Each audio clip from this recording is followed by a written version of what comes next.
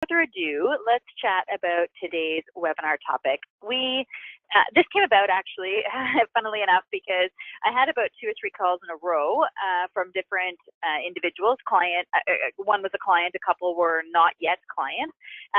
And they were asking for services. So as I started to chat with them about what they were looking for and just get the details so I could get them an accurate quote, what actually I realized very quickly is that they were asking for the wrong service. And so they were asking for a PDA, for example. Thank you for that feedback, Charlotte, on the sound. That's great. They were asking for a PDA, for example, but that they were actually really needing an ergonomic risk assessment. Or they were asking for an ergonomic assessment, which would imply a risk assessment, but really needed some version of a PDA and or return to work assessment. So this happens on occasion. We get these questions a lot, and the part of what we do is the investigation process and have a conversation with people. If you've ever emailed us through our website, for example, one of the first things I'll do is set up a call with you to ask some questions. And the part of the reason is that I need to understand the job. But the main reason is to make sure that the person making the request is actually asking for the right service, because we want it to achieve the goals and outcomes that you want or the purpose you intend this service to provide for you.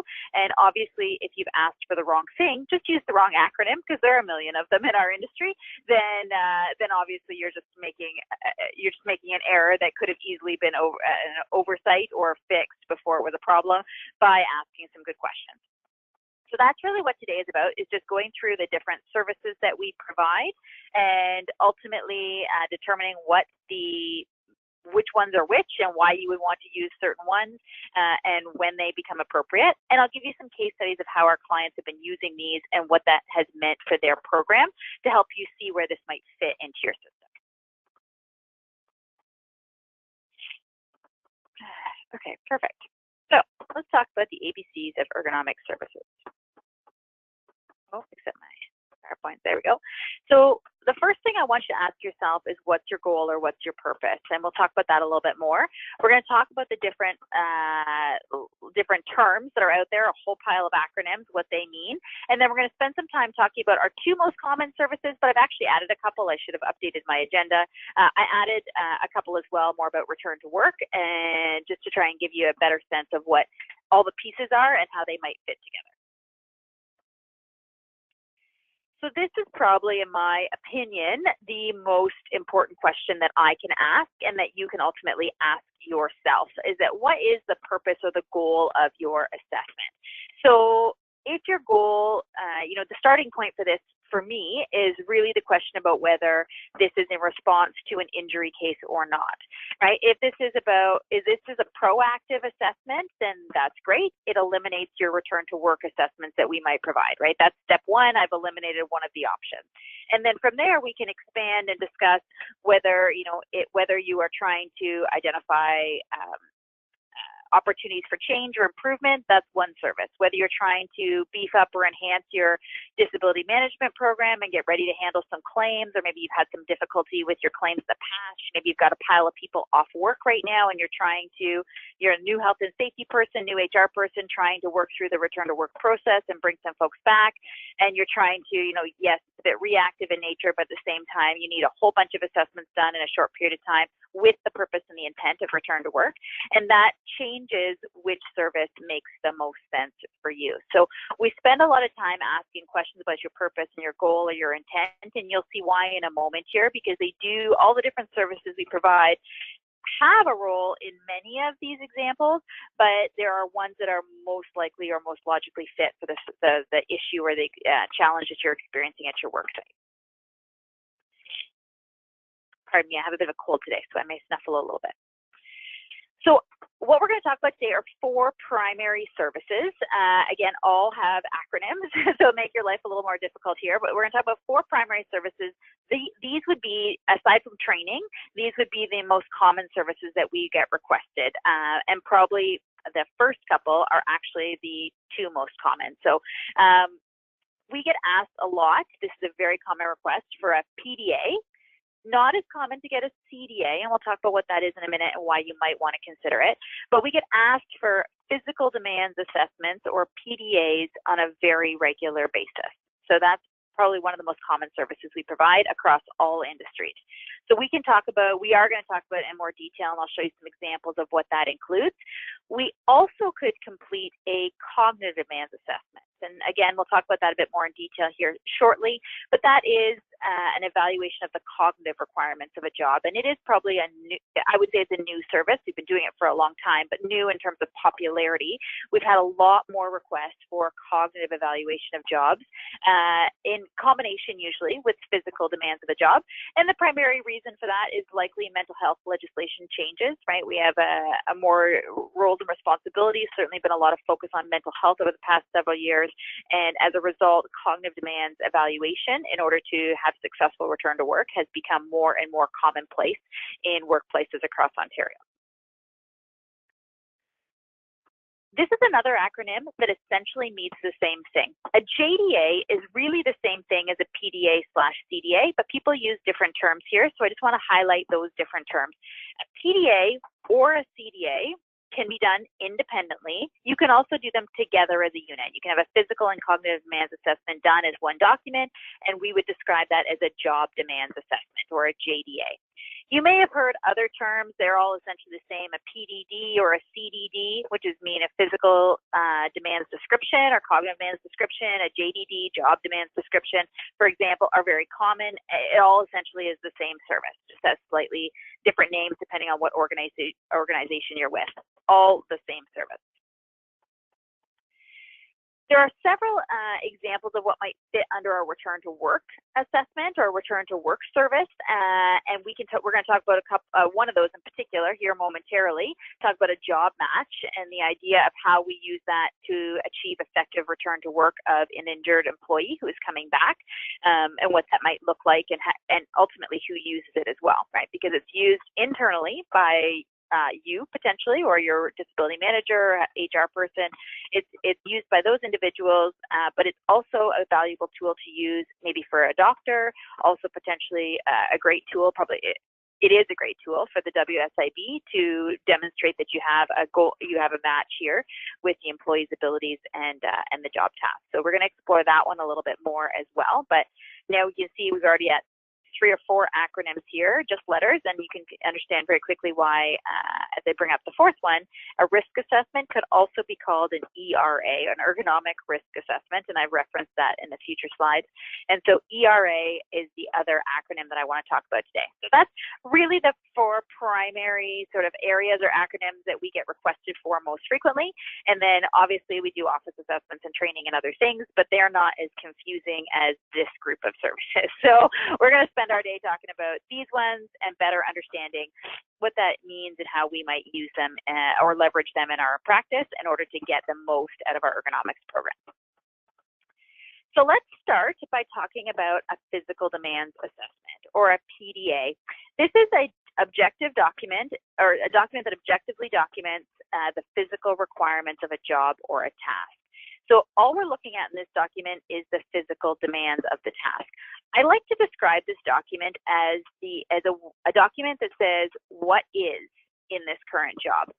All this document's purpose is to describe what is required physically in the job at the moment, right? So that's it. It doesn't tell you whether it's okay that they lift something that is 60 pounds. All it says is that they do lift something that is 60 pounds, right? Or they lift it 15 times an hour, right? Or something that's 120 pounds. It doesn't matter what the weights are, but in the PDA, we're not evaluating any of that. We're not determining whether it's risky or not risky, whether it's safe for employees to perform or not.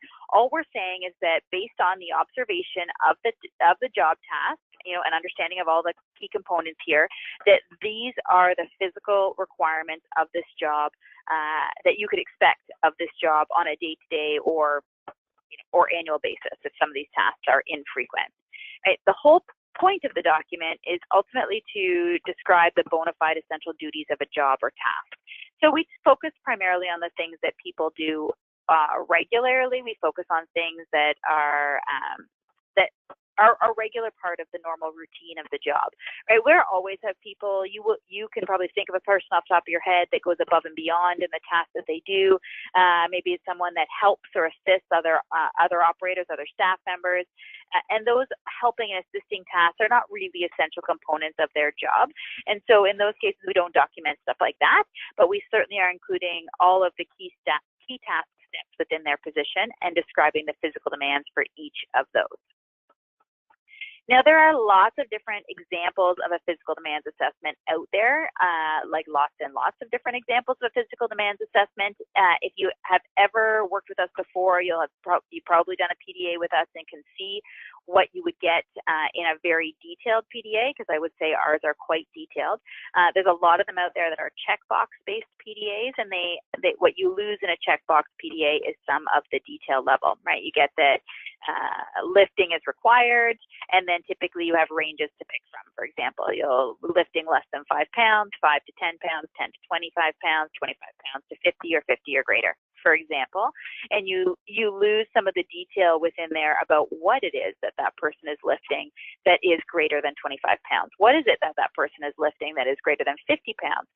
And those we feel are important pieces to an accommodation, right? That really a PDA most frequently, well, first of all, it describes a whole bunch of physical requirements like mobility, strength, gripping, postures, etc. But the PDA is most commonly used as part of the return to work or disability management process. I would say the PDA and cognitive demands assessment we're going to talk about in a second is probably the completed by an ergonomist for sure, because we look at movement and analyze and assess that, and absolutely, but it is probably the loosest connection to a true ergonomics program. A PDA, completion of a PDA, would not fit under your ergonomics program. It might fit under your disability management program, but it's not something it's not a document you would complete as part of an ergonomic initiative that's proactive in your facility, for example, because it's not providing you any information about your opportunities, right? All it is describing is what is currently required in the job with no evaluation and no forward look. How can we improve this? What can we do? What are our major areas of concern? Obviously, if I'm documenting lifting weights, for example, and you see something that somebody's lifting in there that's greater than 50, 60, 70 pounds, you're going to get a pretty good sense that you probably should be trying to address that. So you can glean some of that information out of the PDA, but its purpose and its intent is not for ergonomic change. I would describe a PDA as really a disability management tool primarily. Right? You can use it in a couple other ways, but primarily it's a disability management tool. You'd complete it, you would use it internally to figure out whether the job you're asking this person to perform is a match to their abilities, and then whether they can return to work or not. Do you need to accommodate them in some way? Maybe you send this to the medical practitioner to say this is what the job requires. Do you see any potential challenges or issues with that? You certainly would use this with the WSIB, right? I think oftentimes we still send job descriptions, for example, to the WSIB, but that is not the most accurate or valid data, right? In many cases, job descriptions are incredibly general, especially when they get down to the physical components, right? They're usually a few key lines about some of the major components, but there's a lot missing from a job description in terms of physical understanding of the physical elements of the job. And so we find the PDA kind of bridges that gap. It gives you all the physical details you need to provide the WSIB with a clear picture of what the job is. We also have the employee's abilities and restrictions, and we can figure out whether those things go together or not. So really, for me, a PDA fits more under the disability management umbrella than it does under the true ergonomic umbrella when you're talking about MSD prevention and program. A PDA doesn't really fit there. That said, it's absolutely appropriate in fact, I would say it's totally appropriate for an ergonomist to complete the PDA because we look at the job in that way. I understand the physical requirements, I analyze and I evaluate that in a very detailed way, but it's really about how you use that information at the end of the day. And a PDA is primarily about disability management and return to work. A forgot to say earlier, if you ever have any questions as we go along here, please don't hesitate to type them in the box. I will give you a chance to ask me a whole bunch of questions at the end, or give me some examples of challenges you're having and what service or how we might tackle that. But if you have questions about any of the services as we go along, just type me a message in the question box, and I will try and address them throughout the presentation here. Okay, so that's the purpose of a PDA. Over the last 5 to 10 years, certainly over the last 5, we have seen a drastic increase in requests for cognitive demands assessment. And this most commonly is completed for us when we're asked to complete these. Most commonly, we're completing it at the same time as a physical demands assessment. But if you haven't experienced it yet, you certainly likely to at some point in your career, probably in the near future, an employee who goes off with and comes back with cognitive limitations. So physically, they're able to do the job, but cognitively, there are some limitations about how they are able to perform their work. And the same school of thought applies to a cognitive demands assessment as a physical demands assessment, is that I need objective evidence about what the job requires in order to determine whether cognitively this employee is able to go back to work or not. And so that's essentially the point or the purpose of a cognitive demands assessment, is to be used in a very similar way as the physical demands assessment. You identify what is cognitively required in the job, about what job tasks, for example, they are perform that work in, how frequently they're using their memory or having to reference material that they have to pull off the top of their head instead of having reference material available on their computer or in a hard copy form on their desk, or when they're on site somewhere. That's the kind of information that we're trying to understand about the cognitive requirements of the job. And then we're going to ultimately make a match, just like you would for a physical demands assessment, between the cognitive abilities of the employee or restrictions of that individual and what the cognitive requirements of the job are. And just as with a PDA, if there's not a match, you're going to look for opportunities for accommodation. So, for example, the memory example I just used, let's say to date there is no detailed work instructions provided about how to use this specific data tracking program that you use internally, right? There's a bunch of reference material. You can maybe watch some videos, but essentially when it comes down to it, there is no step-by-step instructions on how to perform the task this employee is required to perform within that job, within that program. A cognitive demands assessment might identify that currently they require a lot of experiential memory on how to navigate through that program, but as an accommodation tool, you might say, that's true right now, but there is an opportunity here to accommodate because I can provide step-by-step directions. That is actually an easy task that we can perform or complete. So you can lay out step-by-step task directions, whether it needs to be visual, written, lots of different ways you can achieve that. But that anytime the person has to enter that program and perform that task, they would be able to pull out these work instructions, and memory is no longer a factor because I don't have to memorize which button to click next or where to enter this data. It is mapped out for me in step-by-step instructions. Right, so that's where we can use that CDA to try and figure out where there is a match or not a match and whether accommodation is possible. You'll notice that the goal I have for this document is exactly the same as the goal I have for the physical demands assessment document, because it is essentially the same purpose: to document the bona fide essential requirements or duties of a job or job task. In this case, we are going to talk more or focus more on the cognitive element of the job, obviously, because we're talking about cognitive demands, but that is essentially the goal or the purpose of both of these documents is the same, is to identify the bona fide essential duties so that if questioned or if brought forward as part of a WSIB case, I could show or demonstrate that all the cognitive requirements that I'm listing are essential duties of the job or task, and either can or cannot be accommodated depending on what you find in your accommodation process.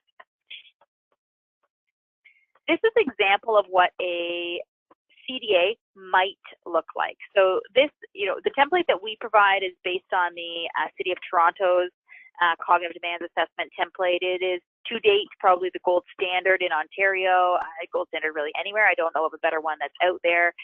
And so ultimately, we document or look at a whole pile of different cognitive demands, and then essentially relate that to the level as well as the frequency with which they perform that demand.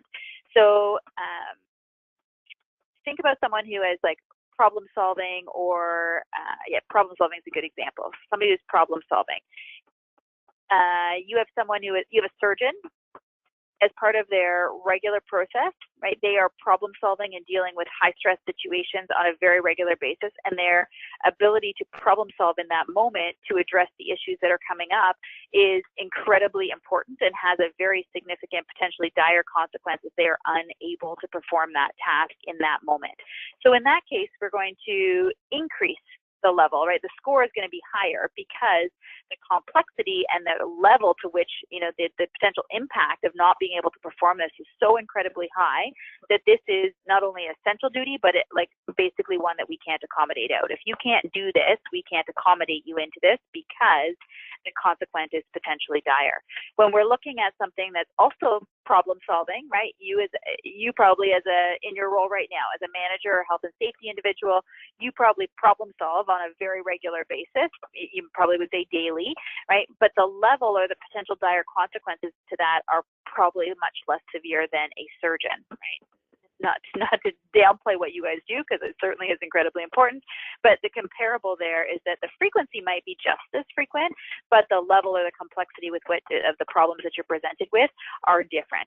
And so we try and sort of document or tease out that information as we go through here, through the description section, choosing the right description. But also you'll notice we have incredibly detailed comment sections. And this is where we provide examples of the tasks that are relevant to each of the cognitive or mental demands that we're talking about, right? And this is where you get the information you need from an accommodation perspective. You get a cognitive limitation list, and it says that this individual has trouble with memory. You're going to hop down here to the memory section. You're going to review the tasks that require them to recall information, and you're going to review the tasks where reference material is available already, and say, okay, we've already got reference material for task ABC, but we don't have anything for D and E. Can we eliminate that task from their job requirements currently, or is there an opportunity for accommodation and providing or eliminating that memory element from this task? And you will explore whether those things are possible with each individual case or situation. One of the questions I have, a question came in, says, have you done this for any police service? And I will tell you, yes, we have done it for all kinds of first responders, including police. And being 100% honest, the cognitive demands associated with, usually what you see is sort of a hierarchy. The more physical demand, the more jobs that are more physically demanding are less cognitively demanding, typically, right? Because they perform more manual labor, they're focused on the physical side, it's hard manual work, but the cognitive demands are less. Other people are making those decisions and providing the work direction. And then you see the reverse as well, right? So management tends to have much higher cognitive demands, but much lower physical demands because they spend more time in the office or in meetings. And so the physical requirements of their job tend to be lower, whereas the cognitive requirements associated with decision-making, troubleshooting, problem solving, supervision, and the complexities of that are much higher. So you usually see a disproportionate sort of flip-flop there between manual and sort of management type work. And then when you get to first responders of any kind, really, aside from some of the things discussion about supervision, for example, their deadline pressures, their responsibility and accountability are certainly incredibly high. The potential dire consequences of decisions being made incorrectly, or poor choices being made in that moment, or not being able to navigate the complexity of an interview process, for example, in a police service, depending on where you are, what your role is in that service, right? If you're not able to apply those principles and interview practices that you've learned over the years that are, the best case, best situation practices, then obviously that's going to impact your ability to perform your work. So you'll see a lot of very high cognitive demands in a first responder because the high pressure nature of their job. Now, the interesting part about that is also that, not to get too far into first responders today, but the interesting part about that is also the the idea that a first responder is not on all the time either, right? That the nature of their work is that when they get a call, they are on, but they may go several hours depending on their shift and their work location. They may go several hours before they get another call, and so those moments there really are very limited cognitive demands. But certainly the long-term implications, and we've seen, I mean, obviously first responders are where the first mental health legislation changes occurred with respect to post-traumatic stress and things. So we've been doing these in municipalities, police services, fire, and paramedics for quite a while. So that's certainly an area that we do a lot of them. So when we combine the PDA, CDA, or JDA, whatever you want to call it, the important sort of the purpose of the role where these fit in primarily is ultimately about accommodations, right? In both cases with a PDA or a CDA or a combined document, we're comparing the job demands to individual employee abilities. That's really the primary purpose. And then we determine whether aids are needed in order to modify the job duties to be successful, right? In order to achieve a successful accommodation here. Usually they're used as part of that. They're also used in combination with their claims management. Like I mentioned, you would send it to the WSIB, you might send it to the doctor. You're going to use it absolutely internally to figure out where matches or opportunities occur. Right? So those are the primary areas that a JDA or a PDA or CDA, depending on which piece you're using, will fit. I have lots of examples of PDAs and CDAs and what that looks like. I can certainly give you some, let me think of a good example here. So a PDA, CDA example, they often, like I said, they often pair with a job match actually. So let's say somebody is trying to figure out whether, okay, I'm going to give you actually a specific example. So I had a complex case where an individual was trying to, a company I was working with was trying to figure out whether this individual was capable of coming back to work or not. And they had tried several things, and ultimately the employee was suggesting that they was sort of arguing that they did not believe that they could come back to work, right? The employee did not want to come back to work. The employer believed that they had a suitable job match. So they had provided, they wanted to return the individual to their pre-injury job tasks. They believed they had a suitable job match because they had presented the WSIB with some accommodations that they wanted to make to achieve this match. And so they ultimately took the PDA, in this case, we weren't doing cognitive at the time, took the PDA and were able to pull out the pieces that were exceeding this individual's abilities and say, this is how we're going to accommodate this. We're going to eliminate this job task altogether. So there's 4 main components to this job. We're going to eliminate the 4th component. We can provide someone else that can do that work. In this case, it was actually operating like forklift to deliver skids of material to their work area. So they said this individual physically is unable to sit for prolonged periods of time. So we have someone else that can provide that, and they are everything else that they were asking them to do is within their restrictions or abilities, with the exception of maybe one small component, and we're going to accommodate that as well. And here's how we're going to do it. Right. The first step of that process for them was actually internal. We didn't get involved until later on in the process. They had stumbled through and tried to figure out how to document this and how to, I'm going to say fight back. I'm not sure that's the right term, but certainly how to fight or dispute this issue that this employee was identifying, saying, I can't do this job. And they're saying, but you can do the job. We know you can. Here's how we're going to do it. But the WSIB wasn't sold. And part of the reason they weren't sold is that there was no objective evidence to suggest that this was the physical requirements of the job. So it was a he said, she said, right? The employee was claiming that there was pieces of this job they still couldn't do, et cetera, that this is not accurate weights, these not accurate measurements, this is not stuff that they can do. And the employer is saying, well, this is what we've measured. This is actually what we, believe the job requires. This is a match if it is what the job requires. And essentially the WSIB hadn't come to a clear decision because they had not been provided with enough job information. The job description didn't give them enough detail.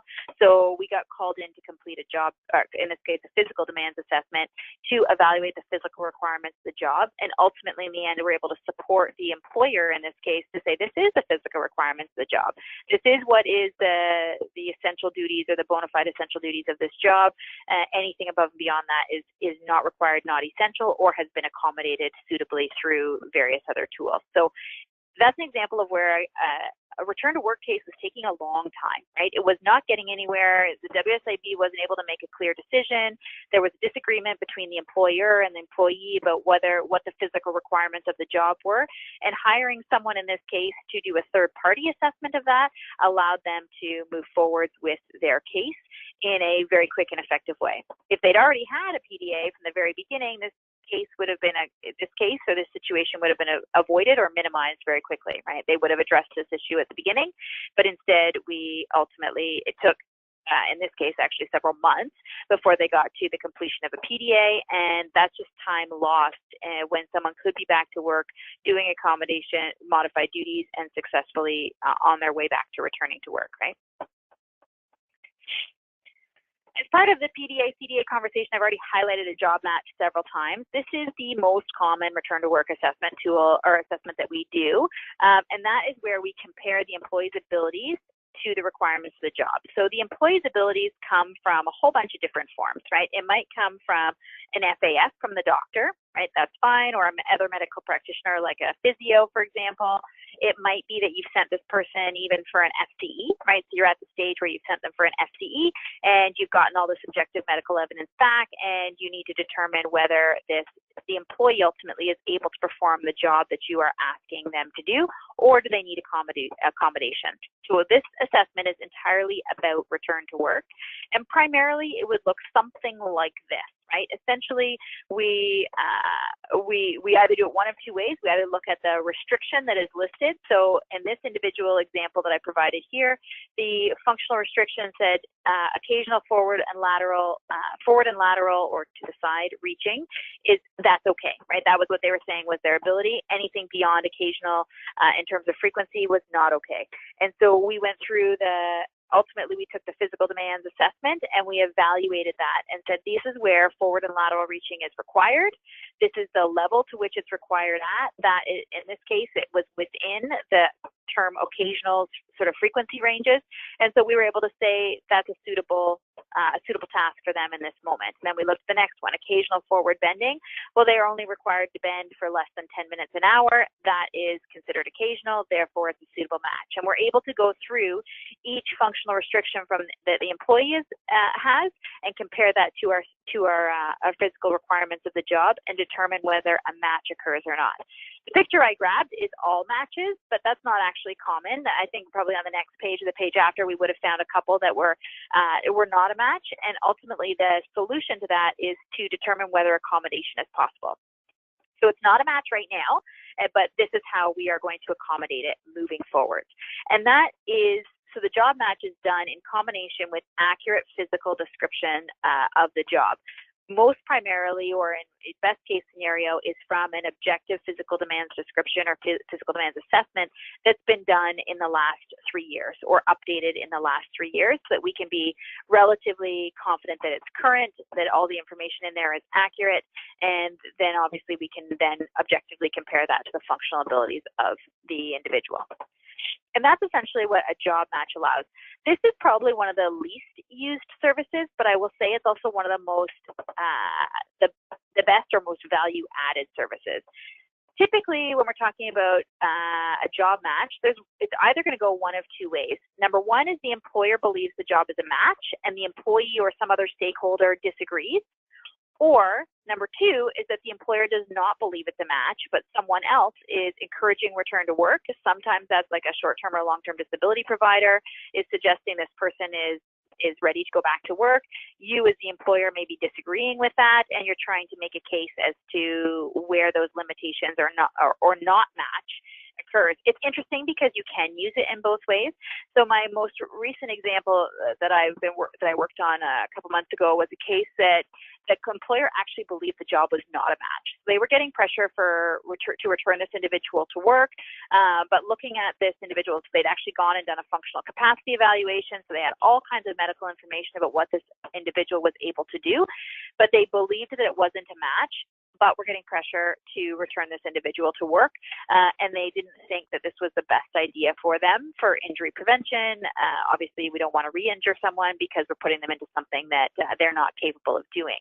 So we actually evaluated in this case whether there was a match there or not. What was the we do that objectively, regardless of what the employer's goal or purpose or what they believe is to be the case. We're objective in our evaluation, but we actually, in this case, agreed with the employer that we did not think this was a good return to work match for this individual, and so we didn't think this was ultimately the right solution. And we were able to document that, describe where the gaps were, and why accommodation wasn't possible in these specific job tasks. So that was for the employer, that was a big win. They didn't believe this person should come back to work, and we provided the evidence to support that. In some cases, that's not how it goes. In some cases, they believe they shouldn't come back, and I'm saying, you know what, I think with some good accommodation options here that I've suggested, you probably can achieve this goal. But ultimately, in this case, if you pair a job match with a good job demands assessment or physical demands assessment, you get the evidence that you need to be able to compare against. And like I said, it can be used with an FAF, or it can be used with something more objective like an FTE, or any other physical restrictions or abilities that you have on file from any medical practitioner. This job match can be done with. Obviously, the more current the medical information, the better or more effective that job match is going to be.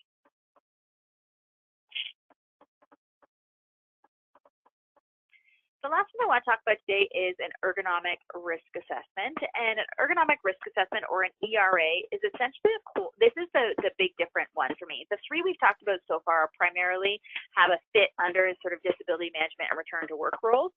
But when it comes to an ergonomic risk assessment, sometimes we do this in response to an injury, right? So there's been an injury, and then we want to figure out where our opportunities to reduce injury risk for other employees moving forward, et cetera, and that's fabulous. This is also way more of a proactive tool, right? I've identified, maybe you don't have an injury yet, but you've identified some areas of concern within a few job tasks. You want to look at opportunities for improvement or reducing injury risk. So you ultimately conduct a risk assessment. And in that case, what we're doing is comparing the forces, the weights, the mobility, the postures that people are in. We identify all of those components, and then this is where the evaluation comes in. This is where we tell you whether the things that we're observing, the hazards we're observing, like the shoulder postures that we see that are not neutral, is that risky or not? Should we be concerned about injury risk to the shoulder or not? And we do that by gathering all the data and then comparing it to standards and guidelines. And then ultimately, if we identify that there are things that have moderate to high risk, we also provide you with control options or suggestions on how you might achieve injury risk reduction overall within the job and within whatever task or specific elements we're looking at. The ergonomic risk assessment has a very different purpose. Primarily, it's about looking at injury risk, where none of the other documents consider injury risk. It looks at injury risk, and it looks at opportunities for improvement or change. Right? And that is sort of the key components of the ergonomic assessment. Like I said, in response to an injury or not, it can fit both ways. It absolutely has a role in your ergonomics or MSD prevention program. An ergonomic risk assessment should be part of your program. There should be things that are done in-house that you are, constantly doing simple risk assessments and determining the root causes of what you think are potential issues with the job and looking for improvements or change. And then you should also have some sort of piece of your policy that identifies when it triggers an in-depth assessment, like hiring someone like myself or having someone trained in-house to go and do a more in-depth analysis of the job or the task. Right, so the goal is to identify hazards, and the key piece here is to evaluate risk and implement or investigate control options and recommend control options. Risk assessments look very different depending on who completes them and what level of detail is required. In this is an example of a job task that we reviewed for a company that makes bread, actually. And so we look at all these different jobs. These are all the different hazards that were identified. Gripping and handling was of concern, awkward wrist postures, and awkward shoulder postures. There were several others. I just pulled some one page of an example out here. And then we describe what contributes to that, to our concern, or what contributes to that hazard, and compare it to a guideline.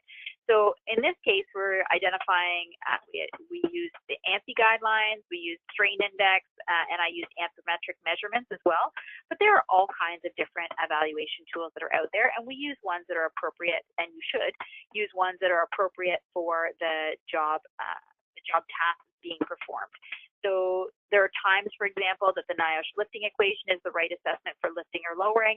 There are times that the Liberty Mutual tables makes more sense for lifting and lowering. Liberty Mutual tables is a good tool for pushing, pulling, carrying. For body postures, we use ANSI a lot, but you can also use RULA or other RULA or REVA. You can look at hand stress. You're looking at strain index. You might look at fatigue. You might be looking at Rogers muscle. There's all kinds of different assessment tools that are out there, and you have to choose the one that most appropriately evaluates the risks that are present in the job. So that's just something that you have to navigate through, and typically this is where an in-depth assessment would become something that's done externally unless you have a qualified person in-house, because we need to navigate through which tool is the best tool to use in each individual moment. And there are times that that's complicated. And so trying to evaluate that and understand how to run the risk assessment tools to get the information you need is something that sometimes is best done by a more qualified individual. So if you are that person, fabulous. If you have someone in-house, amazing. But if you don't, when you get to an ergonomic risk assessment, a detailed or in-depth one, then you might want to consider going outside of your organization to hire an expert in and make sure that we're properly evaluating risk so that we are making changes that are effective, right? We don't want to make change because we've poorly evaluated risk on jobs or tasks that wouldn't ultimately have been likely to cause an injury, right? We want to focus on the things that are likely to cause an injury. The risk assessment, like I said, also provides control implementation, right, options. So we look at all levels of options. You should get all levels of options. We should always consider engineering controls, but we can then consider administrative controls and work method controls as well as part of the process, right? We identify poor work method all the time, right? That's part of what I do is I analyze movement. So I observe work method and I document poor work method as part of my observation process and change process. Work method controls are often things like training, right? That this person was observed lifting boxes off a pallet with terrible back posture, or reaching forward, way beyond the midpoint of the skid rather than walking around. Those are work method controls that, should be addressed through education and instruction, potentially, as well as maybe some other things. But we provide all hierarchy of controls, and you should, right? Because the work method controls in many ways are your low-hanging fruit. They're quick and easy. You roll out a training session or provide one-on-one education to address or rectify the situation, the hazard that you observe. And then obviously engineering controls like implementing a new device or tool is going to take time. It's not a tomorrow thing, whereas a work method control in some cases could be within a week, right, that you've demonstrated you're actually making change. When we're talking about controls, the last part I just want to talk about briefly is the importance of controlling for your impact, right? You want to make sure that your controls are effectively addressing the things that you're most concerned about, right? So if you look at a job that has, you lift a box off a skid or let's say you pack a box to a skid, so you are at the end of the line, product is coming off, it gets dumped into a box, you are taping the box, labeling it, whatever, and then you're transferring it to a skid. You're doing that once every 60 seconds, right? Once every 60 seconds, there's a completed box to put on the skid. The boxes weigh between 30 and 50 pounds. I'll tell you now that if I ran a guideline on that, I could pretty much guarantee you it's going to be above the guideline for lifting. So in this case, we have if we implemented a control that effectively addresses or eliminates the lifting, then we have high impact, right? Because I've taken what is a very high risk task, likely to cause an injury, and I've implemented a control that effectively eliminates lifting altogether, because I provided them with a lift assist, for example, that allows them to transfer that box from skid or from conveyor or from work table to skid without having to ultimately to lift it. And so that has a very high impact, but it also comes with a high cost, right? That's an area that we would want to do, we absolutely want to do, but it's not necessarily something we're going to do tomorrow because it has a high cost. We need to budget and plan for that. We also have some things that are high impact but maybe low cost. Maybe it's about that this person's work method is terrible. Maybe it's about the way they position their skid, and there are some opportunities that would have a big impact there, but cost very little, and those are the ones we're going to jump on quickly. So you can usually put your recommendations into one of 4 categories, and we like to map that out because it gives you a bit of a vision as to how you want to control, which controls you want to implement when and how to effectively impact your injury risk. So the case study or example I have from this one that I wanted to highlight is sometimes we get asked to investigate some very specific questions related to a project that would be inside what I would consider the scope of an ergonomic risk assessment. So probably about a year ago, we got asked to do an ergonomic assessment of a very difficult, they had a task they were having a difficult time automating.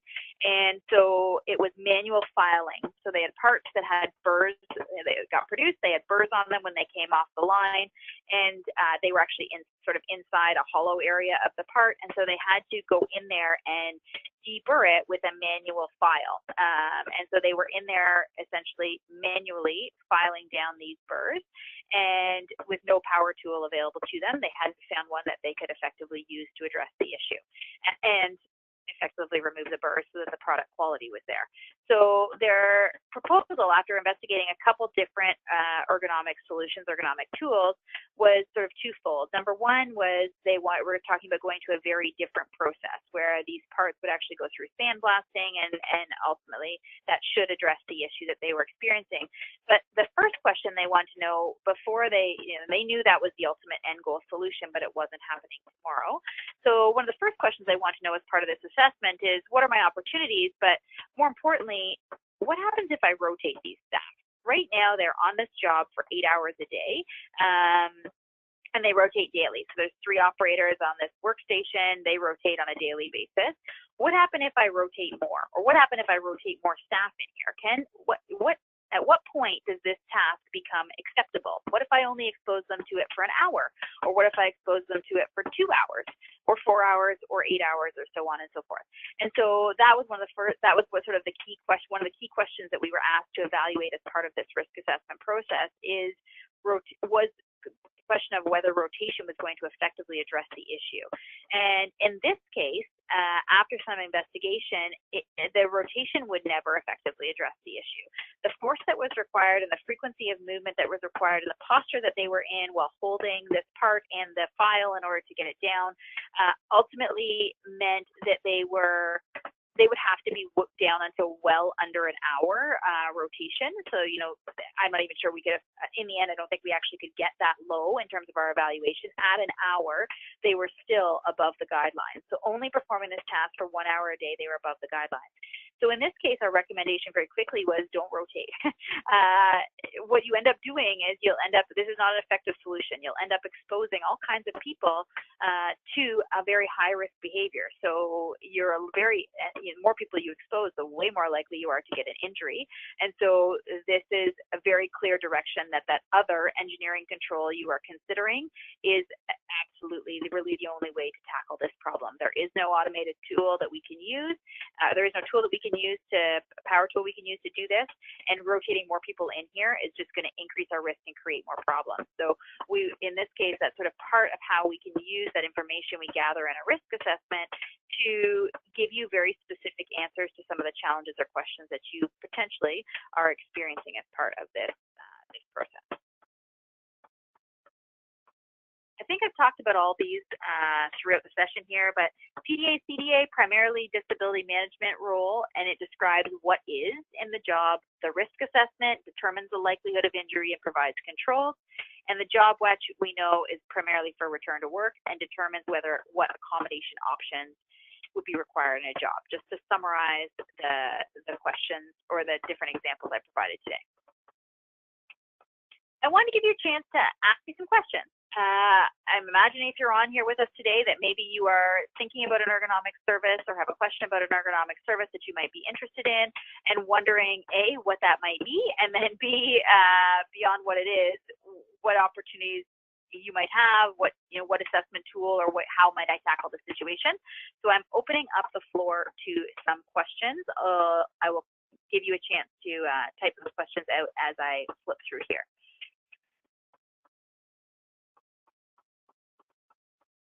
Before, as you type your questions, just a quick note for all of you.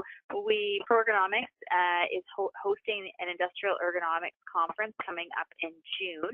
And this is our 4th annual conference. And each webinar leading up to the event in June, we'll be giving away 1 free registration. And the way this will work is we will send out an email after this webinar, and if you want to be entered into the draw, you just respond to the email, simple as that, and we'll put you into the draw, and we'll notify the winner of the free registration. It is intended for industrial folks, so I do know we have some folks online today that are more certainly some municipalities and things on here, which is fabulous. But if you are a municipality, the target and the specific conversation here today will be primarily about industrial examples. So we'll be talking about manufacturing specific tasks. So you may not find that this is quite as applicable to you as it will be for some other folks that are with us today. If you are not the lucky winner, but you still really want to join us, we would love to have you. The registration for the early bird registration is on until April the 30th, and it's only $89 at the moment. It jumps to $100. Encourage you to online and register it on our website before the April 30th deadline. So you've got about a month more to get your registration in, but you get choice of a couple ergonomic sessions, and it's usually a pretty amazing day with lots of networking and information transferring, which is amazing.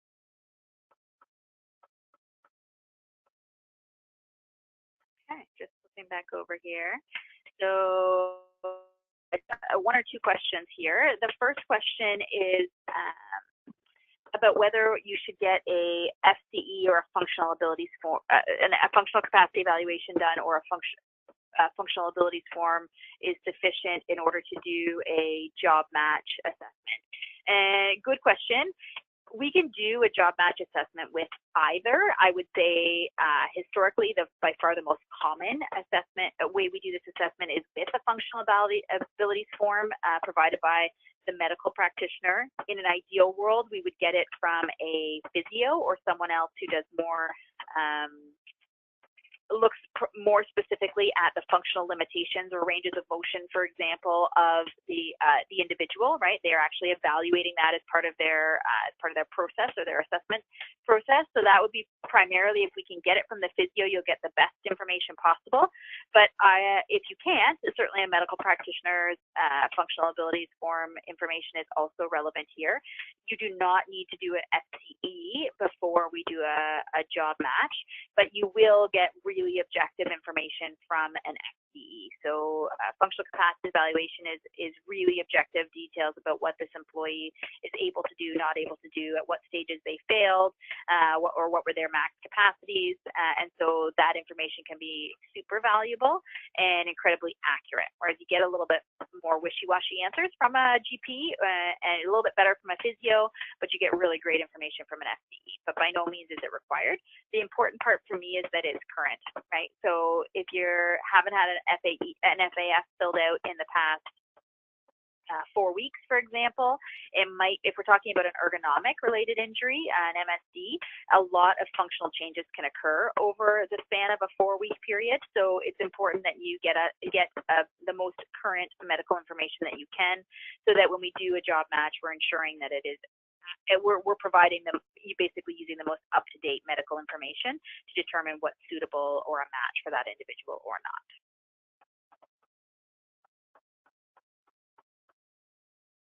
I think that is the only question. I have a couple other comments and things, but I don't see any other actual questions here. So I am going to leave it at that. I have the question box open, so if you would like to ask me another question, please do so. I'm happy to answer that. We look forward to seeing you at next month's webinar. We'll be talking about justifying the cost of ergonomics, which kind of goes hand in hand with the discussion about ergonomic risk assessment today. How do you justify the cost of implementing an assessment tool, implementing a lift assist, for example, to your upper management to demonstrate why this is a valuable tool that we should be implementing? How do we do that? So that's what next month's webinar will be about, talking about how we do that. So thanks so much for attending today. Like I said, questions are open. We have one question quickly here is that, will you receive a copy of the presentation? The answer, Katie, is that we actually record all our presentations, and so I'll be posting it on YouTube and sharing it with you here shortly, and you're welcome to use it however you would like after that. It remains on YouTube at this point forever, so it's available to you whenever you would like to review it.